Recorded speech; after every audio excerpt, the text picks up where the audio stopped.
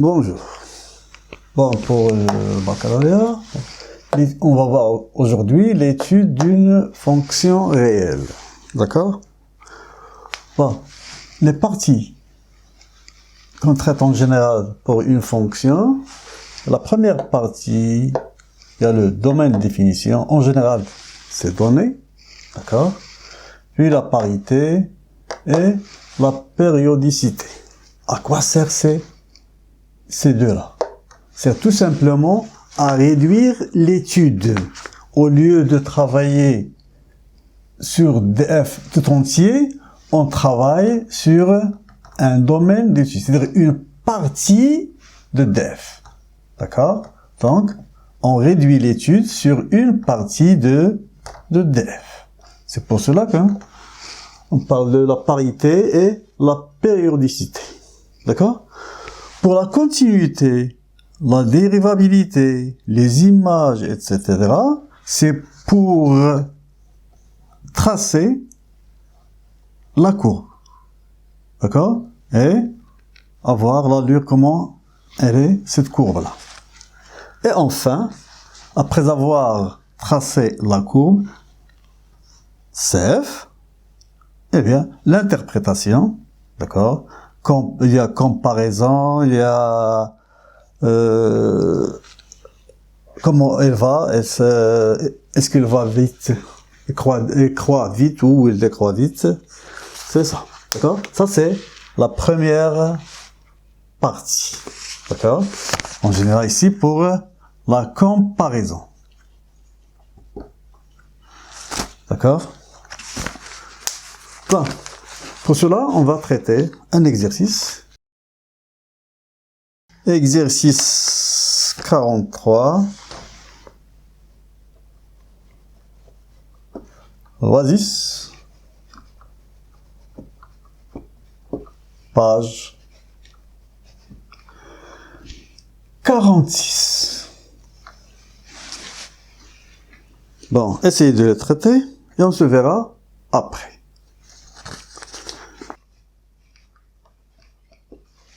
F de x est égal à 1 plus cosinus de x multiplié par sinus de x. F de x est égal à 1 plus cosinus de x, sinus de x. Pour la première question a été, d'accord, montrer que f impair est périodique.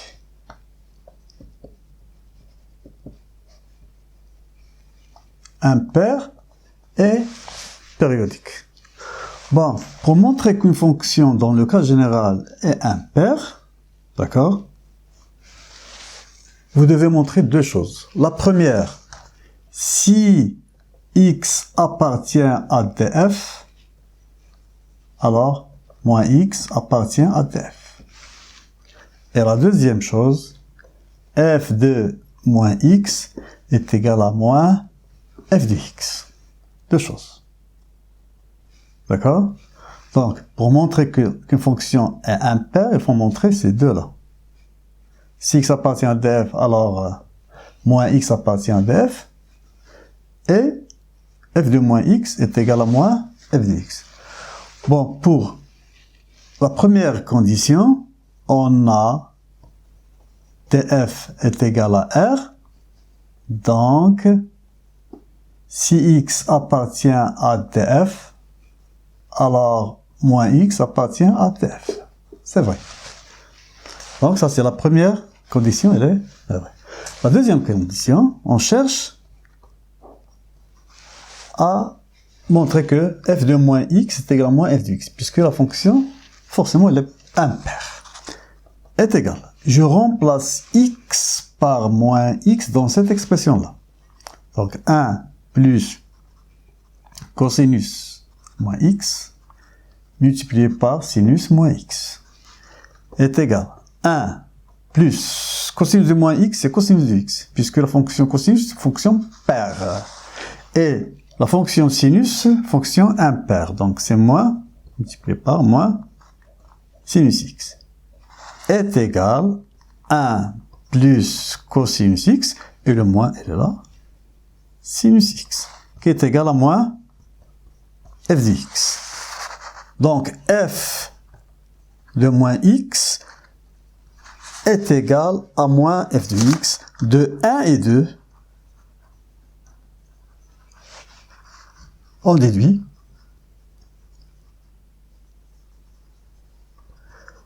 que f impair. Ça, c'est pour la première question. Ou la première partie. Pour la périodicité, pour montrer qu'une fonction est périodique, donc il existe un nombre t, d'accord? Il existe un nombre t appartient à R étoile plus, c'est-à-dire un nombre positif strictement supérieur à 0, d'accord? P strictement supérieur à 0. Ça, c'est la première. Et le plus petit, d'accord? Donc, la deuxième condition, si x appartient à df, x plus p appartient à df. Et f de x plus p est égal à f de x. Je répète, le plus petit multiple, nombre réel positif qui vérifie ça, le plus petit. D'accord? Donc, on va chercher le p. Comment on cherche le p? On va essayer de déterminer le plus petit nombre positif, strictement positif, qui vérifie cette égalité-là. Bon, f de x plus p est égal à 1 plus cosinus x plus p, facteur de sinus x plus p. D'accord? Donc, est égal à 1 plus cosinus x plus p est égal à cosinus x cosinus p moins sinus x sinus p.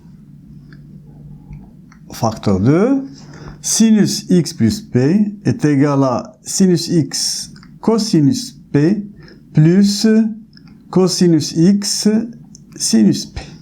Et on va développer. D'accord? Bon, ça sera sinus x cosinus p plus cosinus x cosinus p multiplié par sinus x cosinus p. Donc, c'est cos carré de p, cosinus x sinus x, puis moins cosinus p sinus p multiplié par sinus carré de x, plus cosinus x sinus p multiplié par 1, plus cos carré de x cosinus p sinus p, moins sinus x cosinus x, sinus x cosinus x, sinus p au carré est égal. Bon, là on a le sinus de x, cosinus p, plus sinus carré, là, et le cos carré, là. D'accord? Cosinus p, sinus p, facteur de sinus carré de x moins plus cosinus carré de x. Bon, 1, 2, il nous reste celui-là, d'accord? Cosinus x, sinus p, plus cos carré de P, cosinus X, sinus X, celui-là. Et enfin, sinus X, cosinus X, sinus carré de P. Ceci doit être égal à f de x. D'accord? Si on développe f de x, ça sera sinus x plus sinus x cosinus x. Ceci, f de x plus p est égal à f de x, quel que soit x. Donc, les coefficients doivent être égaux. D'accord? Bon, si on compare maintenant, là, ce nombre-là doit être égal à 1. Donc, cosinus P doit être égal à 1. Sinus cosinus. Sinus cosinus. Est-il? Voilà.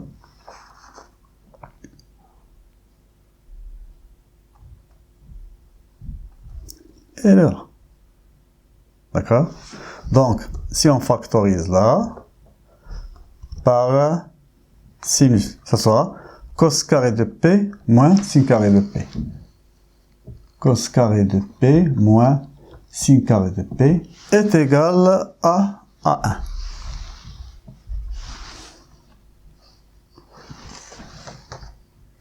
Là où il y a les carrés, ça doit être nul. Où sont les carrés? Ils sont là. Donc le produit, donc cosinus P, sinus P doit est égal à 0. D'accord? Bon, donc on va essayer. Cosinus P, n'oubliez pas. D'accord? Cosinus P est égal à 1, ça veut dire que le P a cette forme-là, de Kpi. D'accord? Elle est là.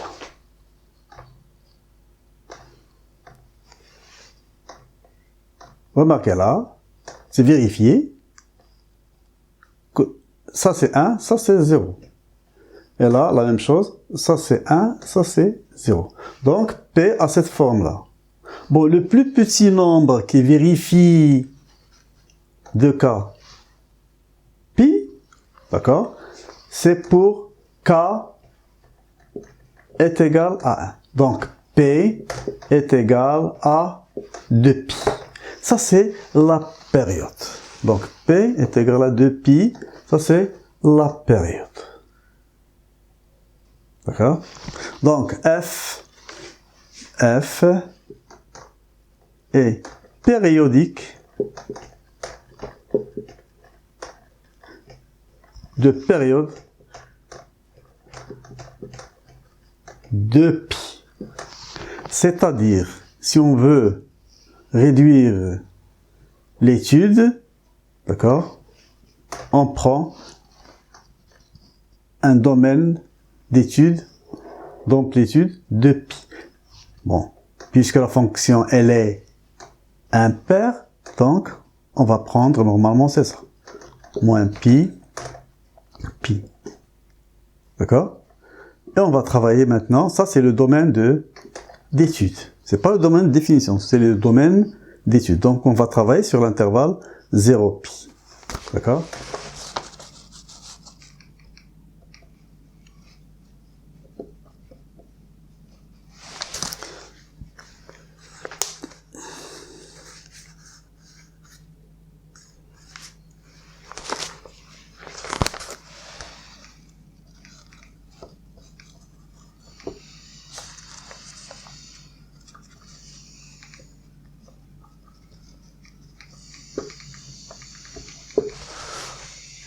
Bon, pour cette question-là, montrer que f' de x est égal à 2 cos carré de x plus cosinus x moins 1. D'accord?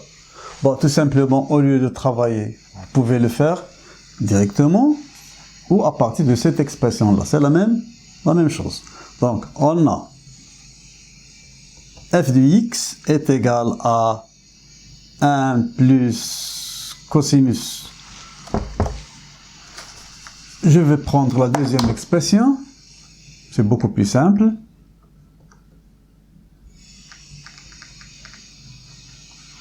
Bon, f' de x. Bon, ici, j'ai une somme de deux fonctions, donc est égal à la dérivée de sinus et cosinus x, plus, et ici j'ai un produit, la dérivée de cosinus c'est moins sinus x multiplié par sinus x, plus cosinus x multiplié par la dérivée de sinus cosinus x, d'accord, comme ça, donc est égal à cosinus x moins sinus carré de x plus cos carré de x. Je regarde là, ah, j'ai pas cette forme-là. Remarquez qu'il y a uniquement le cosinus, donc je dois éliminer le sinus carré. On sait que sinus carré, c'est 1 moins cos carré de x, plus cos carré de x, donc est égal à cosinus x moins 1, plus cos carré de x, plus cos carré de x. Donc, f' de x est égal à cos carré de x plus cos carré de x, c'est 2 fois cos carré de x, plus cosinus x, moins 1. Ça, c'est pour cette question-là. Montrer que f' de x est égal à 2 cos carré de x plus cosinus x, moins 1.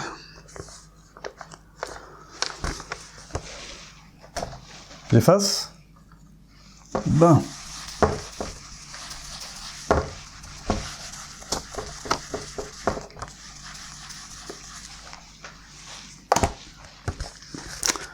Le tableau de variation.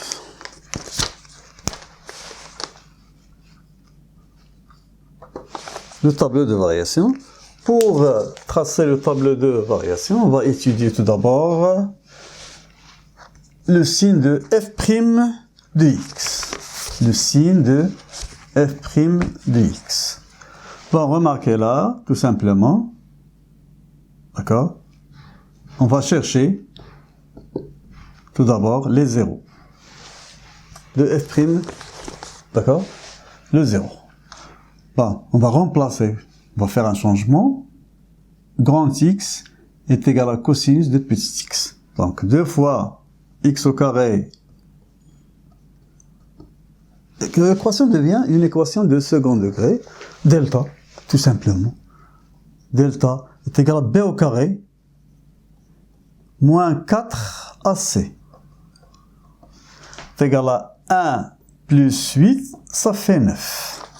Donc, la première solution, c'est moins b, moins racine de 9, c'est 3, sur 2a, est égal à moins 4 sur 4, est égal à moins 1. x2 est égal à moins b plus racine de 2a, racine de delta sur 2a, est égal à 2 sur 4, est égal à 1,5. D'accord? Donc, vous savez, on a grand X, X1, grand X2, donc on peut factoriser, et en même temps, on remplace. D'accord? Donc, est égal à 2, facteur de cosinus X, moins la première solution, qui est là, cosinus X, moins la deuxième solution, qui est là. D'accord? Donc, f' de x est égal à ceci. Pour le signe,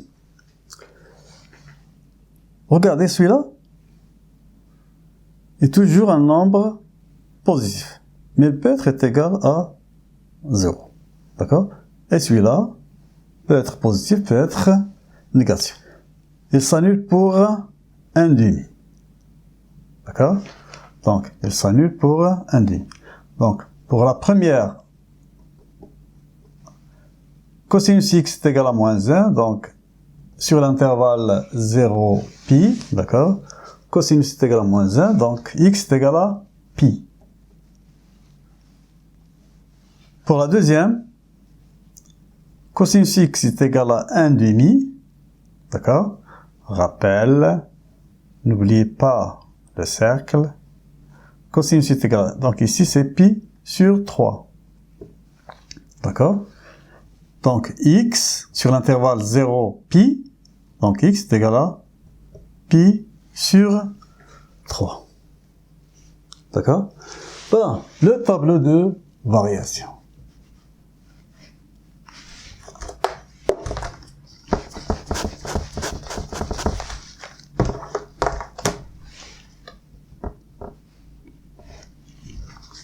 Sur 0, pi. On a la valeur pi sur 3, x. Elle s'annule là, elle s'annule de même ici. Ouais. Donc, f' de x, et ici, f de x. Remarquez ici, c'est f de x, et non f de... pardon, c'est f, et non f de x. Pourquoi? Car f de x, c'est un nombre, et la fonction, c'est f. Par contre, ici, ce sont des nombres, on parle de signes, etc. D'accord? Donc, celui-là est toujours un nombre positif, elle s'annule en pi là, et celui-là, d'accord, c'est un nombre qui peut être positif, peut être négatif. Donc, elle est positive sur l'intervalle 0 pi sur 3, multiplié par un nombre positif, et ici, ça sera un nombre négatif. Donc, la fonction, elle est croissante, et elle est décroissante.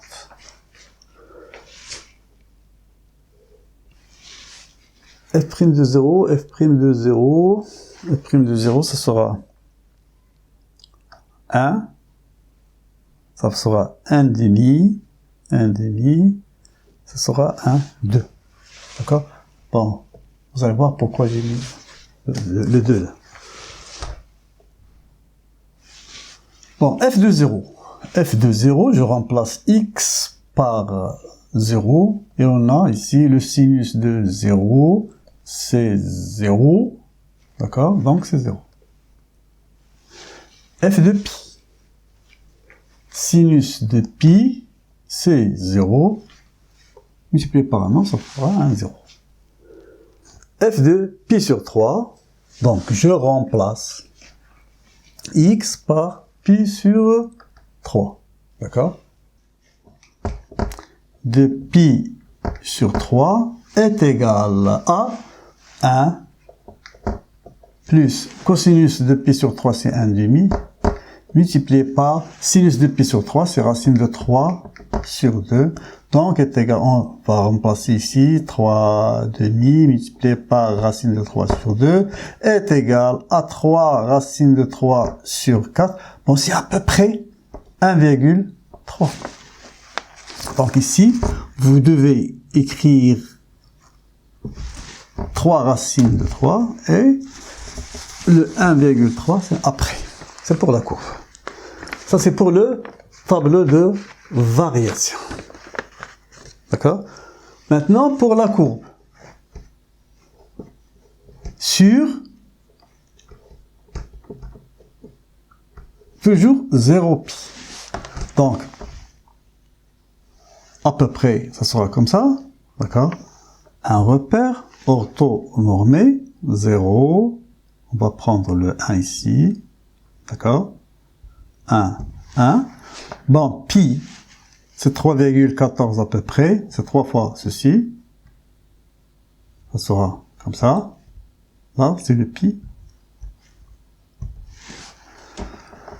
Pi sur 3, c'est 1, quelque chose. D'accord? Ça sera là.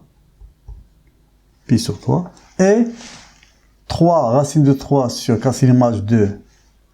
C'est à peu près 1,3. Ça sera à peu près ça.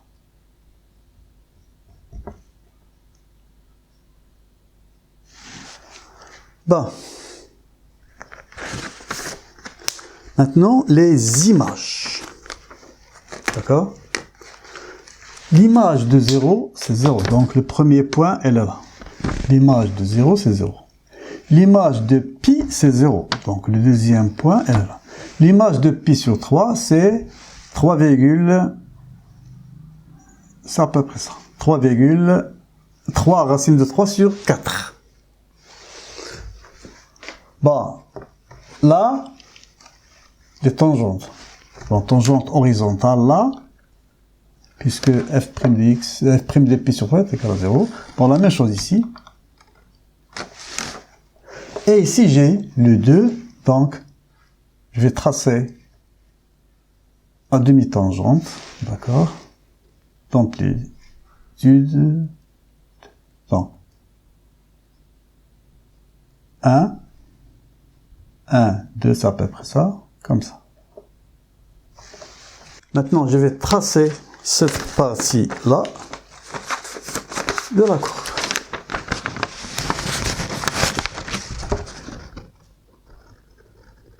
Comme ça. Tangente. Ici, la courbe s'assoit sur la tangente. D'accord? Puis, elle sort comme ça. Remarquez, là, il doit y avoir un point d'inflexion. Donc, c'est pas notre but. Ça, c'est la partie de la courbe sur l'intervalle 0, pi. Maintenant, puisque la fonction elle est impaire, on va en déduire la partie de la courbe sur l'intervalle moins pi, pi. Moins pi, pi. D'accord? C'est moins pi là. Le symétrique de pi sur 3, c'est moins pi sur 3. Elle est là. Le symétrique de ce nombre-là, à peu près, j'ai dit, là, c'est 3, moins 3 racines de 3 sur 4. Les tangentes